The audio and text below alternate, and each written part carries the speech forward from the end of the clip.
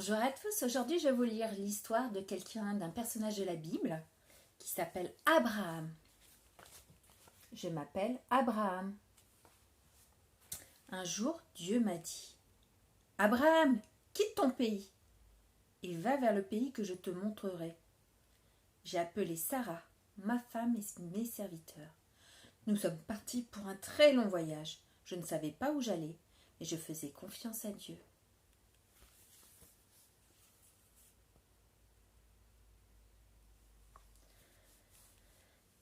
Un soir, j'ai planté notre tente à Canaan. Dieu m'a dit: Abraham, regarde autour de toi.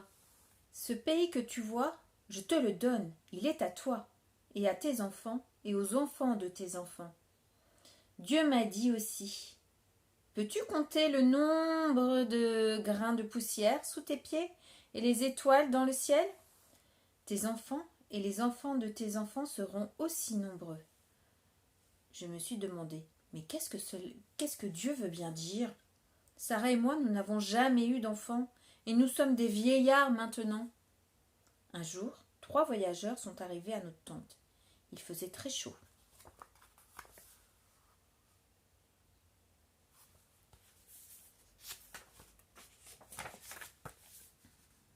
Je les ai invités. Venez vous reposer chez moi.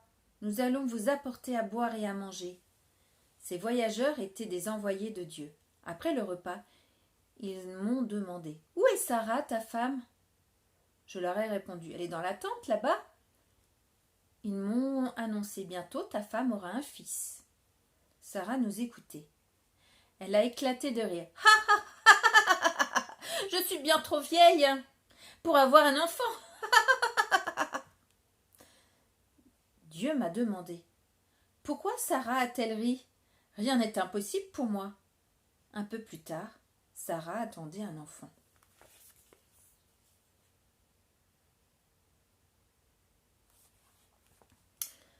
Notre fils est né quelques mois après. Nous étions si heureux. Nous l'avons appelé Isaac, ce qui veut dire Dieu sourit. Sarah m'a chuchoté à l'oreille: oui, Abraham, Dieu a tenu sa promesse. Il m'a fait rire. Qui aurait cru qu'une vieille femme comme moi pouvait donner naissance à un si bel enfant? C'est une belle histoire, hein? C'est l'histoire de quelque chose qu'on a attendu longtemps. Abraham, il a attendu très longtemps. Dieu lui avait fait une promesse et il y a cru. Il a attendu.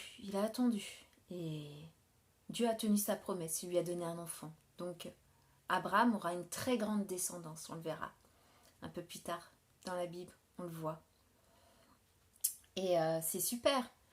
On peut vraiment remercier Dieu pour tout ce qu'il fait parce que, comme il dit, rien n'est impossible pour moi. Tout est possible. Et moi, je veux vraiment croire en ses promesses, hein, que rien n'est impossible pour Dieu. Des fois, on ne comprend pas ce qui se passe, on attend que les choses arrivent. Hein, et si on voyait les choses différemment avec les lunettes de Dieu, que simplement, avec ces lunettes, il nous prépare aussi. Et moi, je crois que aujourd'hui, on va mettre les lunettes de Dieu, comme ça, on va tous les mettre, et on va se dire: ouais, Dieu, moi je t'attends, et je crois que tu me prépares pour des bonnes choses. Et je te dis déjà merci d'avance, parce que je sais que rien n'est impossible pour toi. Et je sais que tu as des bons plans pour moi, des plans pleins de joie, pleins de bonheur. Et je les attends avec impatience. Et j'avais envie de vraiment remercier Dieu aujourd'hui, donc j'ai décidé de vous mettre un petit chant.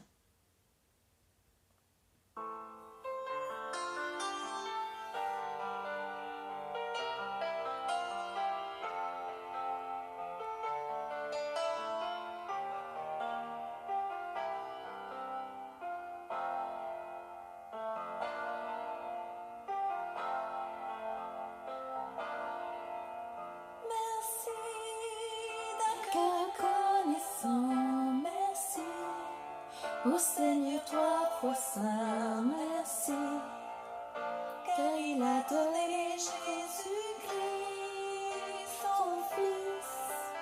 Merci d'un cœur reconnaissant, merci, ô Au Seigneur trois fois saint, merci, car il a donné Jésus-Christ, son Fils. Maintenant, le faible dit je suis fort, le pauvre dit je suis riche. Dieu a fait de grandes choses. Maintenant, le faible dit je suis fort, le pauvre dit je suis riche. Dieu a fait de grandes choses pour nous. Merci.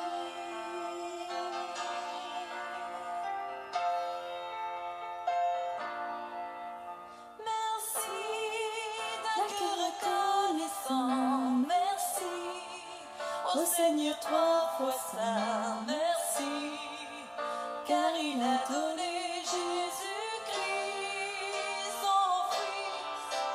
Merci d'un cœur reconnaissant. Merci au Seigneur trois fois saint. Merci, car il a donné Jésus-Christ, son Fils. Maintenant, le faible dit je suis fort, le pauvre dit je suis riche. Dieu a fait de grandes choses pour nous. Maintenant, le faible dit je suis fort, le pauvre dit je suis riche. Dieu a fait de grandes choses pour nous. Merci. Merci. Et voilà, merci de m'avoir écouté. Au revoir.